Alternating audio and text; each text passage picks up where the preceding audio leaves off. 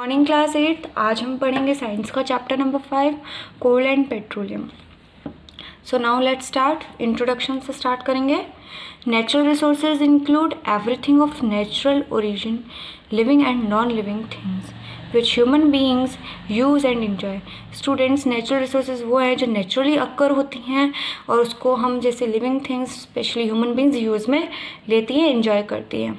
Natural resources are substances provided by the nature. Natural resources वो substance है जो हमें नेचर से मिलते हैं। They form the wealth of a country. ये हमारी कंट्री की वेल्थ बताते हैं। And include land. क्या क्या इंक्लूड करते हैं? Land, air, water, forest, wild animals, minerals and various other things. इसमें ये सारी चीज़ें आती हैं। They provide the base for the good and services needed to support modern life. Students, इसमें क्या होता है ये कि हमें क्या प्रोवाइड करते हैं? बेस प्रोवाइड करते हैं, ठीक है, अच्छी सर्विसेज का जो बहुत सपोर्ट करता है, बहुत अच्छी है हमारी मॉडर्न लाइफ में। इन ऑब्टेनिंग दीज रिसोर्सेज, इन रिसोर्सेज को पाने के लिए क्या होगा? There is a constant interaction of human with the environment. एक कांस्टेंट इंट्रैक्शन होता रहता है, मेल जोल होता ही रहता है एनवायरनमेंट के साथ।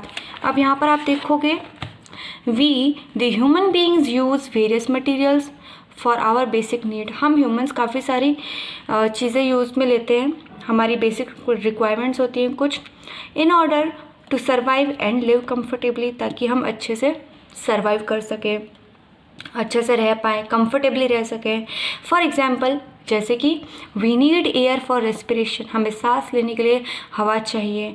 एंड कंबशन, वाटर चाहिए। Carrying out various body functions, कुछ और भी ज़्यादा फंक्शंस होते हैं जैसे कि इरिगेशन हो गया। Sunlight for vision and the growth and development of plants. तो वो सनलाइट है वो विजन के लिए चाहिए और ग्रोथ और डेवलपमेंट होता है प्लांट्स का। Soil for the growth of plants etcetera. ये यहाँ तक हो गया। Furthermore, man has learn to use resources on or within the earth. अब जो ह्यूमन बीइंग है वो रिसोर्स का इस्तेमाल करना सीख गया है, जैसे कि such as sand, stones, forest, coal, petroleum और नेचुरल गैस। अब यहाँ पर देखोगे आप, most of our energy needs are met by natural resources. हमारी कुछ ऐसी ज़रूरतें हैं जो किस पर डिपेंड है? नेचुरल रिसोर्सेज पर डिपेंड है। आप देखो जैसे कि वुड हो गया, coal, petroleum, these resources are limited. But ये जो रिसोर्सेज हैं ये लिमिटेड हैं and can soon get exhausted, और जल्दी ख़त्म हो सकती है because of their excessive use, क्योंकि इनका यूज़ बढ़ता ही जा रहा है, इनकी नीड बढ़ती ही जा रही है। Depending upon the availability of various kinds of natural resources, जो अवेलेबिलिटी है इन रिसोर्सेज की, नेचुरल रिसोर्सेज की, we can classify them into two kinds. हम इनको क्लासीफाई कर सकते हैं दो तरीके से। So now come on to next page. Inexhaustible natural resources. Students, ये ऐसे रिसोर्सेज है जो अभी अवेलेबल हैं, अनलिमिटेड हैं, इनकी क्वांटिटी काफ़ी है, ठीक है, बट आने वाले टाइम में ये ख़त्म भी हो सकते हैं। अब हम इनके बारे में पढ़ेंगे।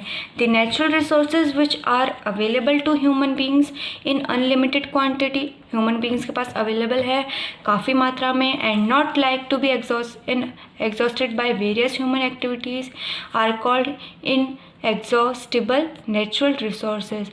और ये क्या चाहते हैं? लोग चाहते हैं कि एग्जॉस्ट ना हो, ठीक है, तो ह्यूमंस काफ़ी एक्टिविटीज़ करते हैं इसके लिए, तो हम इसको क्या कहेंगे? Inexhaustible natural resources.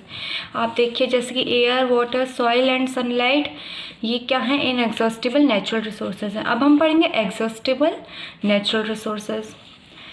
The natural resources which are available to the human beings in limited quantity, काफ़ी लिमिटेड क्वांटिटी में होते हैं ये वाले resources, and likely be exhausted by various human activities. काफ़ी ह्यूमंस की एक्टिविटीज़ से क्या होता है, ये ख़त्म होने की तादाद पर आ जाते हैं। इन द नियर फ्यूचर में ये पूरे ख़त्म हो सकते हैं, तो हम इसको क्या कहेंगे? एग्जॉस्टिबल नेचुरल रिसोर्सेज कहेंगे। जैसे कि फॉरेस्ट हो गए, wild life all kind of mineral such as coal हो गया, petroleum and natural gas are exhaustible natural resources. ये क्या एग्जॉस्टिबल नेचुरल रिसोर्सेज है। In this chapter we will study about the important natural resources. हम important natural resources के बारे में इस चैप्टर में पढ़ेंगे, जैसे कि forest, soil, minerals, coal, petroleum. All these fuels were formed in millions of years. ये काफ़ी साल लगते हैं बनने में, काफ़ी साल लेते हैं ये। By the decay of remain of dead animals and plants. मरे हुए पौधे, पेड़ और जानवरों से ये बनता है। As the remain of dead animals और प्लांट्स आर कॉल्ड फॉसिल्स। तो ये जो डेड एनिमल्स और प्लांट्स हैं, हम इनको क्या कहेंगे? Fossils. Therefore the fuels obtained from them, जो फ्यूल हमें इनसे मिलता है हम उसको क्या कहेंगे? फॉसिल फ्यूल कहेंगे। आइए स्टूडेंट्स आगे बढ़ते हैं और हम पढ़ेंगे कोल के बारे में। यू माइट हैव सीन और हर्ड अबाउट कोल। आपने कोल के बारे में सुना भी है और देखा भी है। Coal is a hard stone like substance. एक पत्थर जैसा होता है, हार्ड होता है, जनरली ब्लैक इन कलर, काले रंग का होता है। However its colour varies depending upon its kind. इसका कलर भी इसके काइंड के ऊपर डिपेंड रहता है कि ये कैसा है। Coal is one of the fuel used for cooking food. खाना पकाने में ये कोल काम में लिया जाता है, ये आपको पता ही है। However it produces a lot of smoke and फोल स्मेलिंग गैसेस। ये काफ़ी धुआं करता है और इसमें से स्मेल भी आती है। Which cause a lot of air pollution. इससे क्या होता है? एयर पोल्यूशन होता है। Earlier the coal was used for heating water to produce steams to run railway engines. Railway engines को दौड़ाने के लिए इन कोल्स का इस्तेमाल करा जाता था, जिससे ये पानी गर्म होता था। आगे देखेंगे। These days coal is also used for generating electricity। अब कोल इलेक्ट्रिसिटी जनरेट करने के लिए भी इस्तेमाल में लिया जाता है in thermal power plants. In addition to it, coal is used as a fuel in factories। तो ये फैक्ट्रीज में एक फ्यूल की तरह काम में लिया जाता है। सीमेंट प्लांट्स एंड ब्रिक किल्न्स, ये आपको पता ही है। आगे देखेंगे अकरेंस ऑफ कोल। कोल कैसे अकर हुआ? Coal is found deep under the surface of the earth. ये जो कोल है धरती के अंदर पाया जाता है। The major coal mines in India are located. जो माइंस हैं वो कहाँ कहाँ हैं कोल के? देखेंगे हम यहाँ पर वेस्ट बंगाल, उड़ीसा, झारखंड, मध्य प्रदेश। ठीक है। The largest number of coal mines, जो लार्जेस्ट नंबर है वो कहाँ पर है? Jharia, Bokaro in Jharkhand and Raniganj in West Bengal. अब आप नेक्स्ट पेज पे आएंगे और हम यहाँ पढ़ेंगे हाउ इज़ कोल फॉर्म्ड। ये कोल कैसे बना? Millions of years ago various parts of the earth were covered with weight marshy area of land called swamps in which huge trees, giant ferns and mosses grow। Student, काफ़ी million of years पहले क्या हुआ था? अर्थ के कुछ ऐसे parts थे जो कवर हो गए थे एक मार्शी एरिया में, लैंड में, उसको हम कहते हैं स्वैम्प। ठीक है। वहाँ पर बहुत बड़े बड़े ट्रीज़ थे जहाँ पर ये ऐसे मॉसेस ये सब ग्रो होते थे। As the trees and plants lost their leaves and died. तो वो क्या हुआ? वो पेड़ पौधे मर गए। Their leaves and the dead materials formed into layers of rotting vegetation. Students, ये सब लोग क्या होने लग गए थे? ये मर चुके थे और एक लेयर में बन गए थे। Pressure from above pushed these layers together to form a layer of soft material called pit। एक सॉफ्ट मटेरियल में ये लेयर की तरह काम करने लग गए, हम उसको क्या कह सकते हैं? Peat, PEAT, peat. Sometimes mud and sand were washed over the layer. कितनी बार वो सैंड और मड क्या करती थी? उस लेयर को वॉश कर दिया करती थी उस पिट को। Pressing them further and even tighter together. अब वो नीचे की तरफ घुसते चले जाते थे, वो डेड और डिकिंग जो भी मैटर थे, प्लांट्स थे। This made a soft brown coal और लिग्नाइट। तो अंदर ही अंदर उस आग के अंदर तपने से जो धरती की गर्मी होती है वो क्या बन गए? कोल बन गए। As more mud and sand piled on top, और ज़्यादा धूल मिट्टी उस पर लेयर चढ़ती गई। The vegetation was pressed down even deeper. The movement inside the earth crust helped to turn the lignite into hard black coal. तो students वहाँ पर जो वेजिटेशन था, ठीक है, वो कम होता गया, डीप भी जाता गया था. The movement inside the earth's crust, जो अर्थ्स क्रस्ट के अंदर जो मूवमेंट था वो हेल्प कर रहा था उस लिग्नाइट को हार्ड बनाने में और ब्लैक करने में. वो ब्लैक कोल बन रहा था. Due to natural calamities like earthquake, जैसे कि नेचुरल कैलेमिटीज़ आते थे, अर्थक्वेक और volcanic eruptions, a large number of plants and animals got buried under the surface of the earth millions of years ago. तो क्या हुआ था, वो धरती में दब गए थे कुछ एनिमल्स काफ़ी साल पहले. They got covered with many layers of rock and soil, फिर वो कवर होते चले गए काफ़ी सारी सॉइल से, रॉक से. And due to heat pressure, जैसे कि मैंने अभी थोड़ी देर पहले बताया था, जो गर्मी थी अंदर हीट और प्रेशर था, they got converted into fossil fuel. फिर वो क्या बन गए, फॉसिल फ्यूल्स बन गए. Fossil fuels are thus the remains of dead plants and animals. जो ये फॉसिल फ्यूल्स किससे बनते हैं, डेड प्लांट और animals that got buried millions of years ago, जो धरती के अंदर होते हैं काफ़ी साल पहले, उनसे क्या बनता है, फॉसिल और फ्यूल बन जाता है. Coal is obtain from coal mines, जो हमें कोल मिलता है वो कोल माइन से मिलता है. That may be as deep as 100 metre to 1300 metre down the earth, इतने मीटर गहरा होता है. Coal is processed in industry to get useful product like coke, coal, tar and coal gas. जैसे कि आप देख सकते हो, coke, coal, tar and coal gas ये यूज़फुल होता है, इससे इंडस्ट्रीज़ को काफ़ी फ़ायदा मिलता है. अब हम यहाँ पर पहले पढ़ेंगे कोक के बारे में. This is the solid residue left behind during the destructive distillation. So this is the solid residue. जो कोक है वो क्या एक सॉलिड रेजिड्यू है, लेफ्ट बिहाइंड रह जाता है during the destructive distillation, distillation के दौरान ये रह जाता है. अब ये क्या है, एक प्रोसेस है, a process of breaking of coal into similar substances, एक कोल को उसके सिमिलर सब्सटेंसेस में करना, ठीक है. Up on heating in the absence of air, जब एयर की मौजूदगी ना हो तब उसको हीट करते हैं, ठीक है. तो वो क्या है, आप उसको समझ सकते हो, coke. It is a black porous and tough substance, एक ब्लैक है और काफ़ी मतलब टफ सब्सटेंस है. It burns easily and does not produce smoke like coal, ये जल्दी से जल जाता है पर एक कोल की तरह इसका धुआं नहीं होता. It is used in the manufacture of steel and extraction of metals. ये कहाँ यूज़ आता है, कौन सी मैन्युफैक्चरिंग कंपनी में यूज़ आता है, स्टील में और मेटल्स में. It is also used to manufacture artificial graphite, artificial graphite बनते हैं. And to make certain fuel gases like water gas, water gas बनाई जाती है. अब हम पढ़ेंगे coal tar. It is a thick black oily liquid, एक थिक ब्लैक ऑयली लिक्विड है, ठीक है. Obtained by the destructive distillation of coal, ये हमें मिलता है डिस्ट्रक्टिव डिस्टिलेशन उसके कोल से. It is a mixture of 200 substances, इसमें 200 सब्सटेंसेस मिक्स होते हैं. It is use to make naphthalene balls, इससे नेफ्थलीन बॉल्स बनती हैं. Which is a moth repellent, एक ये एक मॉथ रेपेलेंट है. In the manufacture of explosives like TNT, drugs, perfume, plastic, इन सब में यूज़ में आता है, ठीक है. Photographic materials etcetera. अब हम पढ़ेंगे coal gas. It is obtain during the processing of coal. It is used as illuminant, ये इल्यूमिनेंट की तरह काम करता है. A fuel for industries located near coal processing plant. Students, ये वो फ्यूल है इंडस्ट्रीज़ में लिया जाता है, ठीक है. Coal gas was first used in London, जो कोल गैस थी लंदन में यूज़ की गई थी पहले. फॉर स्ट्रीट लाइटनिंग, स्ट्रीट पे लाइट्स के लिए रास्ते में.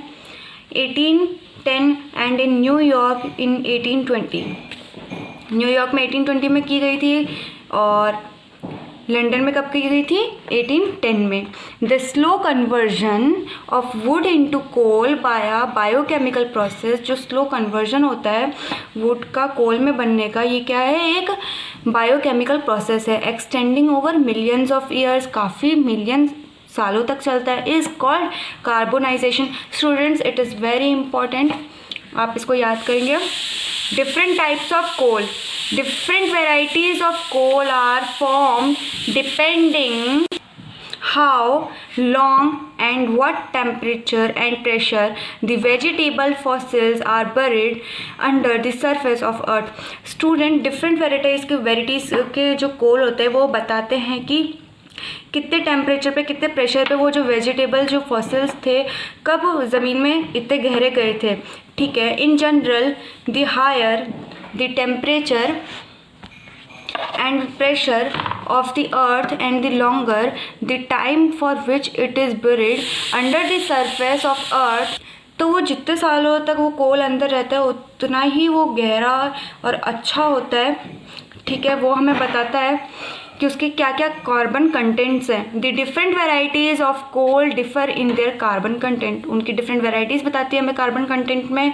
Moisture and volatile compounds present in them, उसमें कितने वॉलेटाइल कंपाउंड्स प्रेजेंट हैं, क्या कितना मॉइस्चर है। अब हम देखेंगे processing of coal. Next page पे आ जाइए। All varieties of coal contain volatile compounds, हर तरह के कोल में एक वॉलेटाइल कंपाउंड होता है of carbon which are very useful, जो कि बहुत इंपॉर्टेंट होता है फॉर इंडस्ट्रियल एप्लीकेशन, जो इंडस्ट्रीज में बहुत मायने रखता है। These compounds are lost if the coal is straight way burn, अगर हम उसको डायरेक्टली जला देंगे तो ये सारी चीज़ें उसमें से ख़त्म हो जाएंगी। However if the coal is subjected to destructive distillation, that is coal is heated strongly in the absence of air, अगर एब्सेंस ऑफ एयर में मतलब जब एयर नहीं हो तब उसको बर्न करें तब क्या होगा, these compounds can be recovered, तो ऐसे कंपाउंड्स रिकवर हो जाएंगे, वापस मिल सकते हैं। तो अब हम स्टडी करेंगे इसके बारे में। ठीक है, so now let us study the products obtained, जो प्रोडक्ट्स हमें मिलते हैं किससे, by the destructive distillation of coal and their uses. तो अभी स्टूडेंट्स हम आगे जाएंगे और क्या पढ़ेंगे, uses of coke. It is used in the manufacture of water gas, water gas के मैन्युफैक्चर में ये यूज़ में आता है। It is used as household fuel, household fuel में आता ही आता है। It is used in the manufacture of graphite में तो आता ही है। अब हम फोर्थ पॉइंट देखेंगे। It is used in the extraction of metals में, आयरन में, copper, tin, zinc, as it is an excellent reducing agent, ये सबसे अच्छा एक रिड्यूसिंग एजेंट माना जाता है। अब हम पढ़ेंगे use of gas carbon. It is a good conductor of electricity, ये बहुत अच्छा कंडक्टर है इलेक्ट्रिसिटी का। It is used for making positive electrodes, इससे पॉजिटिव इलेक्ट्रोड्स बनते हैं किसके लिए, ड्राई सेल्स के लिए, for dry cells. It is also used in making electrodes, इससे इलेक्ट्रोड्स बनाए जाते हैं। For the extraction of aluminium metal from its molten bauxite ore, ये एल्यूमिनियम के एक्सट्रैक्शन के लिए बनाए जाते हैं। अब हम देखेंगे uses of coal tar. It is a foul smelling dark brown liquid, ये एक ब्राउन सा लिक्विड है, इसकी स्मेल कैसी है, फोल जैसी।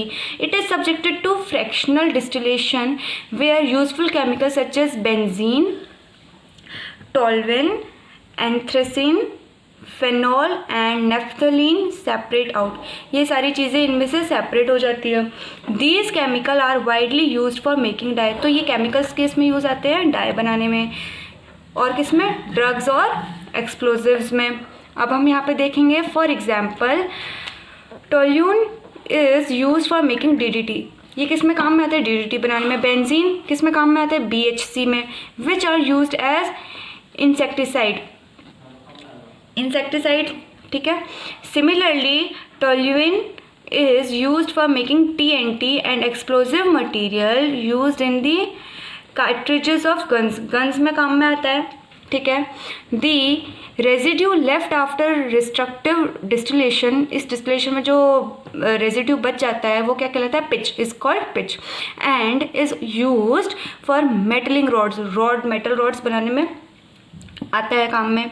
However common name for pitch जो हम देते हैं is coal tar, which is not scientifically correct, but scientifically correct नहीं है। Uses of coal gas, the coal gas obtained has slightly foul smell, इनकी गैस काफ़ी फोल स्मेल होती है due to the presence of hydrogen sulphide gas, इनमें hydrogen sulphide gas होता है। It is purified and used as a household fuel, purified कर सकते हैं, ठीक है। और ये household gas, household जो फ्यूल होते हैं उनमें आता है। It is also used as industrial fuel, industrial fuel में भी हम इसको देख सकते हैं। For those industries which are located near the coal processing units, जो इंडस्ट्रीज कोल प्रोसेसिंग यूनिट्स में आती हैं उधर हम ये सारी चीज़ें देख सकते हैं। आगे देखेंगे हम petroleum. Its name is derived from the Latin word, ये वर्ड कहाँ से निकाला गया है? लैटिन वर्ड है पेट्रा, पेट्रा मतलब रॉक, एंड ओलियम मतलब oil of course. Thus petroleum means rock, oil, petroleum or oil is a liquid, ये क्या है? एक लिक्विड है, form of fossil fuel, fossil fuel है, जैसा कि मैंने आपको पहले बताया था। Petroleum has not only become world's leading fossil fuel, ये दुनिया का सिर्फ एक लीडिंग फॉसिल फ्यूल नहीं है, बट क्या है? Its products have almost become indispensable for the people on earth. Students, इसके जो प्रोडक्ट्स हैं ये काफ़ी ज़्यादा यूज़ में आते हैं धरती पे, ठीक है। It is a thick dark combustible liquid, ये थिक डार्क कंबस्टिबल लिक्विड है, मेड अप ऑफ हाइड्रोकार्बन्स, किससे बनता है? हाइड्रोकार्बन से।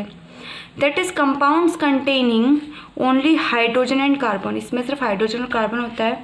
Most petroleum deposits are undergoes, जो पेट्रोलियम डिपॉजिट्स होते हैं वो किस में जाते हैं?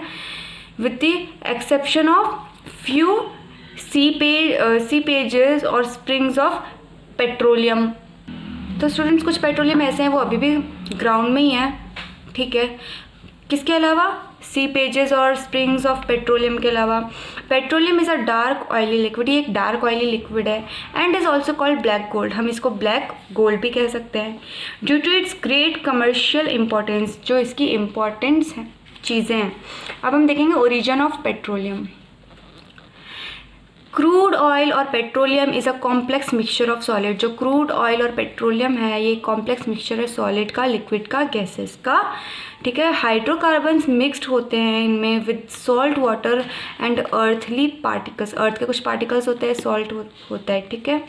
It is believed that petroleum is formed by the anaerobic decomposition of extremely small sea animals. Students, ये सी के जो एनिमल्स हैं उनसे बना है, उनके जो एनिमल्स और प्लांट्स हैं विच गॉट बरीड, जो ज़मीन में चले नीचे चलते चल जाते हैं, sieved millions of years ago, काफ़ी सालों तक। तो अब हम यहाँ क्या देखेंगे? Let us try to see how this happen. अब हम देखेंगे कि ये कैसे हो सकता है। The formation of oil is similar to the formation of coal, जो जैसे ऑयल बना है वैसे ही कोल भी, हम ये देखेंगे कोल जैसे बनता है ऑयल भी वैसे ही बनता है। मिलियंस ऑफ ईयर्स अगो, काफ़ी साल पहले, काउंटलेस नंबर, गिनती ही नहीं है, of small marine plants and animals living in the sea में कुछ स्मॉल मरीन प्लांट्स रहते थे, sank down to the seabed, वो डूबते चले गए, व्हेन दे डाइड, मरने के बाद, over a period of time, काफ़ी टाइम बाद, the mud accumulated over the layers of the plant and animal remains, ऊपर मड मिट्टी आती रही, वो नीचे चलते चले गए, लेयर चढ़ती चली गई सॉइल की। These were subjected to great pressure and heat, तो अंदर काफ़ी हीट थी, काफ़ी प्रेशर था, एंड वर क्रश्ड, वो कुचल दिए गए अंदर, under layer of mud, mud की लेयर के अंदर वो कुचल दिए जाने लगे। Gradually they were converted into layer of sedimentary rock, तो एक सेडिमेंट्री लेयर है, सेडिमेंट्री रॉक के में मतलब उस लेयर में कन्वर्ट होने लग गए। Under heat and pressure the plant and animal remains with in the sedimentary rock, तो ये जो प्लांट और एनिमल्स थे उसी सेडिमेंट्री रॉक में थे, were eventually transformed into petroleum and natural gas, वो अपने आप एक पेट्रोलियम और नेचुरल गैस बन गए। The oil and gas seeped upward until they reached layer of hard rock and got trapped under this rock. Student, तो क्या हुआ, जो ऑयल और गैस थी वो ऊपर आने लग गए थे, जहाँ तक वो उस लेयर तक पहुँच ना पाए, काफ़ी हार्ड रॉक था उधर, and got trapped under the rock, और उस रॉक में ट्रैप हो गए। अब आप आएंगे नेक्स्ट पेज पे और हम यहाँ पे पढ़ेंगे अभी अकरेंस ऑफ पेट्रोलियम। पेट्रोलियम अकर कैसे हुआ? Petroleum occurs at a moderate depth, एक मॉडरेट डेप्थ में, गहराई में था, 500 से 2000 की मीटर के गहराई में, between the two layer of impervious rock, दो लेयर थी इम्परवियस रॉक की। The petroleum deposits are usually found mixed with salt water, वो सॉल्ट वाटर से मिक्स थे, ठीक है। The petroleum is lighter than salt water, वो सॉल्ट वाटर से हल्का है जो पेट्रोल है, and hence floats over it, तो वो उस पर तैरता है।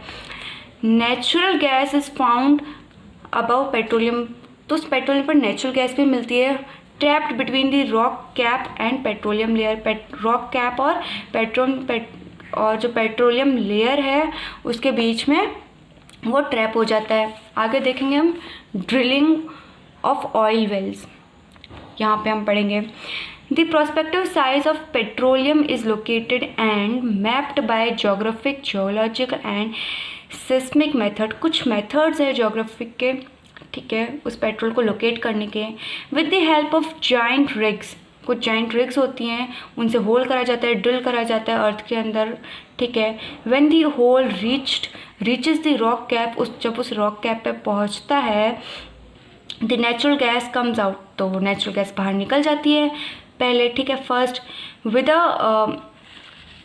अ ग्रेट प्रेशर से निकलती है। When the pressure of gas subsides petroleum start flowing out due to the pressure of natural gas, तो नेचुरल गैस के प्रेशर की वजह से वो पेट्रोल ऊपर आ जाता है। When the pressure falls further the petroleum is pumped out by electric motor से वो पेट्रोल बाहर की तरफ आने लग जाता है। It should be noted that many oil wells yield only gas and not petroleum, कुछ ऐसे ऑयल वेल्स हैं जहाँ पर सिर्फ गैस ही निकलती है, पेट्रोलियम नहीं देख सकते हैं। There's 100 of oil wells are drilled, कुछ तो हज़ारों, मतलब 100 की मात्रा में आप ड्रिल कर सकते हो, उसको देखना पड़ता है। In the prospective areas but only some of them yield petroleum, काफ़ी जगह ट्राई करा जाता है बट कुछ ही जगह ये पेट्रोल निकलता है। अब हम देखेंगे यहाँ पर refining of petroleum. Crude petroleum must be refined, अब वो जो क्रूड पेट्रोलियम है उसको रिफाइंड तो करना ही पड़ेगा, before it is used as a fuel or for other purposes, fuel के रूप में यूज़ करने से पहले या किसी और चीज़ के लिए यूज़ करने से पहले उसको रिफाइन करना पड़ेगा। It is a mixture of various constituents like petroleum gas, paraffin, wax, petrol, diesel, lubricating oil etcetera, ये सब उसमें मिक्स होता है, ठीक है। द बेसिक स्टेप, जो बेसिक स्टेप है वो क्या होगा in the refining process is distillation, उसको क्या होगा distillation. Distillation separates crude oil, जो डिस्टिलेशन है वो क्रूड ऑयल को सेपरेट कर देगा इनटू वैरायटी ऑफ ग्रुप्स, काफ़ी ग्रुप्स में, कैसे बाय बॉइलिंग, उबाल कर, अनटिल दे वेपोराइज, जब तक वो उड़ नहीं जाते। The vapour is allowed to cool at different temperature, जो वेपर है एक डिफरेंट टेम्परेचर तक ही उड़ सकता है in a huge tower. At each temperature, a number of hydrocarbons become liquid and separate out. Hydrocarbons होते हैं वो लिक्विड हो जाते हैं और सेपरेट हो जाते हैं, तो हम क्या कहेंगे दे आर कॉल्ड फ्रैक्शंस, हम उनको फ्रैक्शंस कहेंगे। Hence this process is known as fractional distillation, तो हम इसको क्या कहेंगे fractional distillation. Some fractions are used as fuels, तो हम इनको फ्यूल्स की तरह काम में ले सकते हैं, जैसे कि पेट्रोल और diesel. Other fractions undergo further, कुछ फ्रैक्शंस ऐसे होते हैं जो जल्दी अंदर चल जाते हैं प्रोसेसिंग के दौरान, for obtaining valuable chemical raw material, ताकि हमें एक वैल्यूएबल केमिकल रॉ मटेरियल मिल सके। अब आप आएंगे नेक्स्ट पेज पे। Crude petroleum is heated to a temperature, उसको गर्म करा जाता है क्रूड पेट्रोलियम को, किस पर 400 डिग्री सेल्सियस पर, slightly above in a furans. The vapor of petroleum are fed into a tall fractioning column, एक कॉलम बना होता है जिसमें वेपर होता रहता है नियर इट्स बॉटम, उसके पास में ही। As the vapour rise up in the column, जैसे वो राइज होने लगता है, they lose heat and hence their temperature drops, वो अपनी हीट लूज कर देते हैं और टेम्परेचर कम होने लग जाता है। Thus fractionating column maintains itself at different temperature, वो अपने आप को एक डिफरेंट टेम्परेचर में देख कर लेता है, which decrease in magnitude in the upward direction, वो अपवर्ड डायरेक्शन की तरफ जाता है। ड्यू टू दिस डिफरेंस, अब इस डिफरेंस में क्या होता है in temperature, the vapour with higher boiling point condense first but the vapour with the lower boiling point rise up, वो जो लोअर पॉइंट पे होता है वो राइज होने लग जाता है and condense in different parts, और डिफरेंट पार्ट्स में चला जाता है of फ्रैक्शनिंग columns.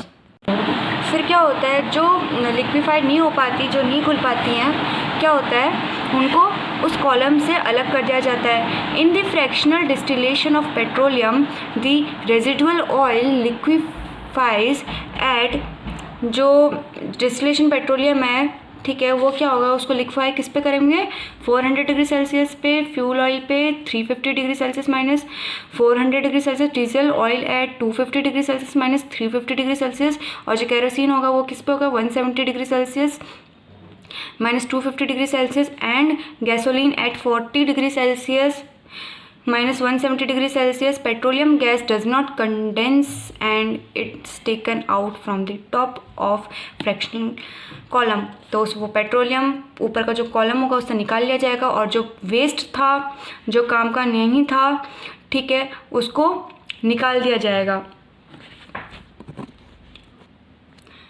All other fractions are removed from their respective outlets. Her fraction से उनको निकाल दिया जाएगा। अब आप ये सब फिगर में देख सकते हो 5.6 फिगर में। अब हम देखेंगे फ्रैक्शंस ऑफ पेट्रोलियम और product of petroleum and their uses. Residual oil, it is subjected to fractional distillation above 400 degree Celsius when the following products are obtained. पहला है asphalt, it is black and sticky semi solid, ये black और sticky semi solid है। It is a mixture of hydrocarbons, hydrocarbons का mixture है, having molecular formula from C30H62 to C60H122। It is non volatile in nature, ये क्या है, non volatile in nature. अब हम देखेंगे इसके uses. It is use for damp proofing foundation of buildings में काम में लिया जाता है। It is use for making roads बनाए जाते हैं। It is use for coating the underside of electric poles, जो इलेक्ट्रिक पोल्स होते हैं उनकी कोटिंग में लिया जाता है, so as to prevent them from rusting, उनको बेकार होने से बचाता है। अब हम देखेंगे paraffin wax, it is a white semi solid, ये एक वाइट सेमी सॉलिड है, हैविंग बॉइलिंग पॉइंट, उसका बॉइलिंग पॉइंट क्या है, 400 degree Celsius above. It is ये mixture of hydrocarbons having molecular formula, carbons का मिक्सचर है और इनका जो मॉलिकुलर फार्मूला है वो क्या है, C20H42 to C30H62। It contains hydrocarbons होते हैं जैसे कि such as grease, Vaseline and wax. अब हम देखेंगे इसके यहाँ पर इसके uses. It is use for making candles बनाने में काम में आता है। It is use as grease बनता है। It is use for making Vaseline and ointments, Vaseline बनाई जाती है। It is use for making cosmetics जैसे कि face cream. It is use for making wax paper बनाया जाता है और मैच स्टिक्स बनाई जाती है। अब हम देखेंगे लुब्रिकेटिंग ऑयल, ये तो आपने वर्ड सुना ही है। It is a thick viscous oil, ये थिक विस्कस ऑयल है। It is a mixture of, ये किसका मिक्सचर है, हाइड्रोकार्बन्स हैविंग मॉलिक्यूलर फार्मूला देख लीजिए आप इसका, C17H36 to C20H42। इसका यूज़ क्या है, it is use for lubricating machines को लुब्रिकेट करने में हेल्प करता है। अब देखेंगे fuel oil, it is a mixture of hydrocarbons का मिक्सचर है, हैव मॉलिक्यूलर फार्मूला, आप इसका मॉलिक्यूलर फार्मूला देखिए, C15H32 to C17H36। The boiling point of above, इसका क्या, hydrocarbons vary from 350 degree Celsius to 400 degree Celsius. This is important, ये आपको याद करना है। अब हम इसका यूज़ देखेंगे। It is used as fuel की तरह यूज़ में लिया जाता है, कहाँ पर, इंडस्ट्रीज़ में, ठीक है, furnace and for raising steam in boilers, जब स्टीम रेज करी जाती है तो उन बॉयलर्स में काम में आता है। अब हम देखेंगे diesel oil, it is a mixture of hydrocarbons, ये क्या, हाइड्रोकार्बन्स का मिक्सचर है। अब इसका क्या मॉलिक्यूलर फार्मूला होगा, C13H28 to C15H32, ये भी आपको याद करना पड़ेगा।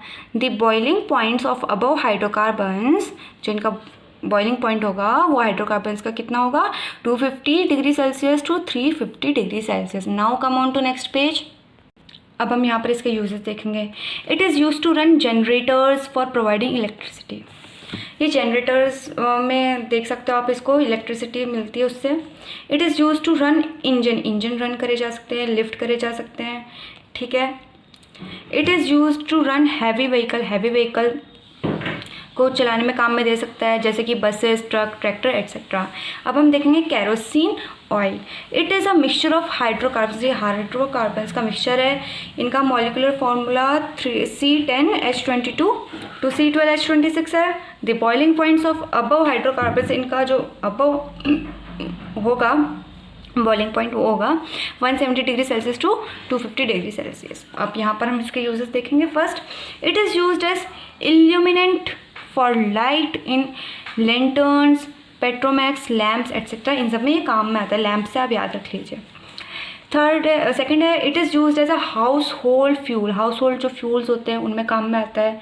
इन wick stoves and pressure stoves, जो स्टोव्स होते हैं उनमें काम में लिया जाता है। थर्ड है, in a very purified form, बहुत प्योरीफाइड फॉर्म में होते हैं। It is used as a aviation fuel, हम इसको एविएशन फ्यूल कह सकते हैं। अब देखेंगे गैसोलीन और petrol. It is a mixture of hydrocarbons, ये हाइड्रोकार्बन्स का मिक्सचर है। हैविंग मॉलिकुलर फार्मूला क्या है इसका, C5H12 to C9H20। The boiling point of above hydrocarbons vary from 40 degree Celsius to 170। अब इसका जो हाइड्रोकार्बन्स का जो बॉइलिंग पॉइंट है आप देख लीजिए, 40 डिग्री टू 170 डिग्री सेल्सियस है। अब हम इसके यूजेस देखेंगे। It is used as dry cleaning fluid. It is used as fuel for light vehicle such as scooter cars में यूज़ में आता है। It is used for preparing petrol gas commonly used in laboratories में ये use में लिए जा सकते हैं। अब हम देखेंगे petroleum gas. It is a gases mixture of hydrocarbons का मिक्सचर है। हैविंग मॉलिकुलर फार्मूला, इसका मॉलिकुलर फार्मूला आप देखिए C3H8 8 to C4H10। अब इसका बॉइलिंग पॉइंट है, the boiling point of this hydrocarbons is below 40 degree Celsius, कम है 40 डिग्री सेल्सियस से। अब हम इसके देखेंगे uses. It is used in the manufacture of petrol by the process of polymerisation. Students, इसका यूज़ कब है, पेट्रोल का जब वो प्रोसेस होता है पॉलीमराइजेशन का, उसमें आता है, ठीक है। Petroleum gas is liquefied under pressure and marketed in steel cylinder, हम इसको स्टील सिलेंडर में रख सकते हैं। It is commonly called liquefied petroleum gas, हम इसको कह सकते हैं LPG। And is used as household fuel में काम में आता है। It is cracked to form carbon and hydrogen. The carbon is used in tyre industry, जो कार्बन है वो टायर इंडस्ट्री में काम में आता है, ठीक है, एज फिलर भरने के लिए। The hydrogen is used in the manufacture of nitrogenous fertilizers, जो नाइट्रोजनस फर्टिलाइजर्स होते हैं उसमें हाइड्रोजन काम में आता है। अब हम आगे देखेंगे natural gas origin. Natural gas was formed millions of years ago, natural gas काफ़ी साल पहले ही आ गई थी।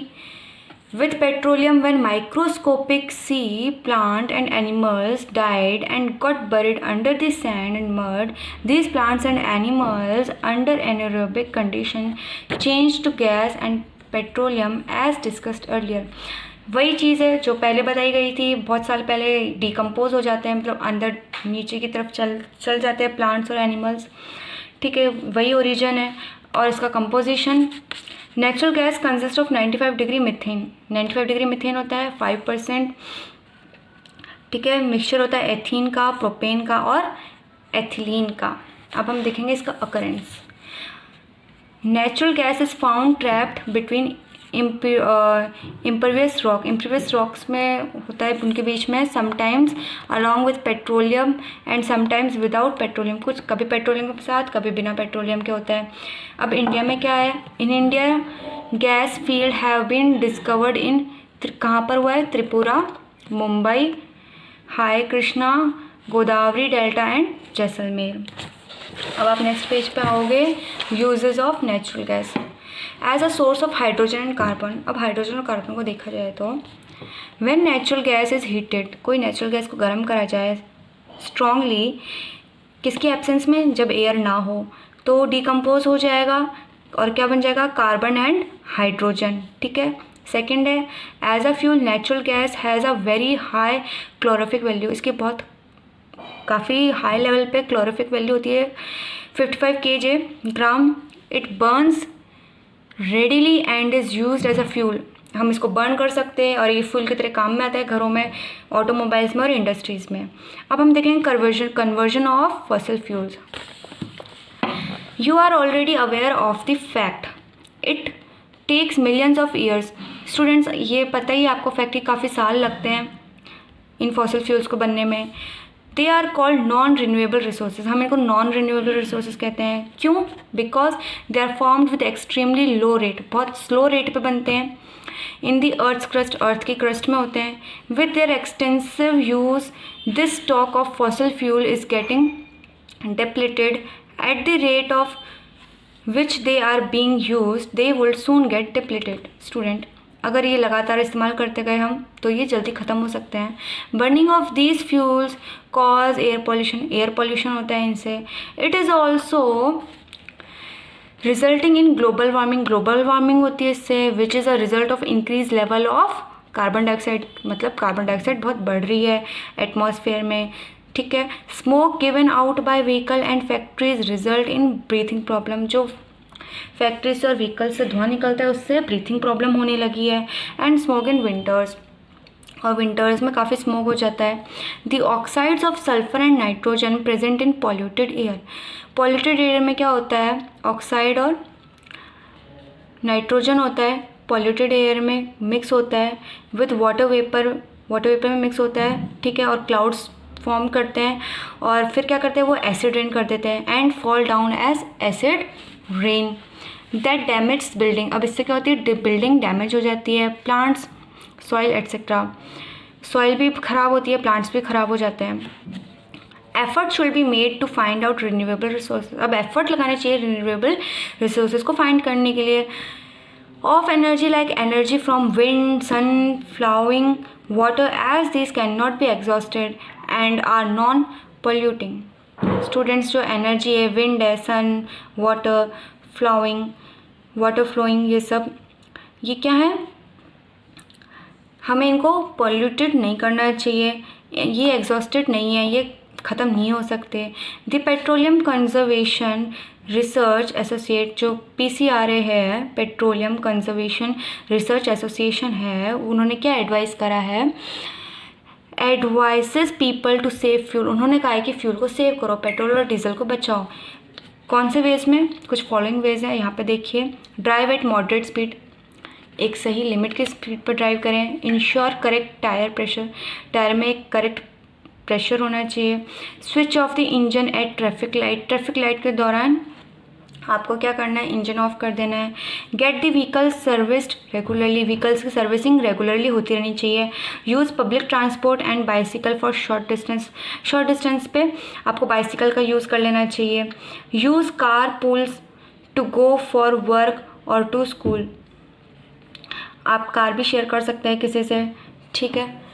स्टूडेंट्स, यहाँ पर आपका चैप्टर फिनिश होता है। आई होप आपको सब कुछ अच्छे से समझ में आया होगा। Thanks for watching. और इसके जो भी क्वेश्चन आंसर और एक्सरसाइज है वो आपको PDF के थ्रू सेंड हो जाएंगे। So thanks for watching.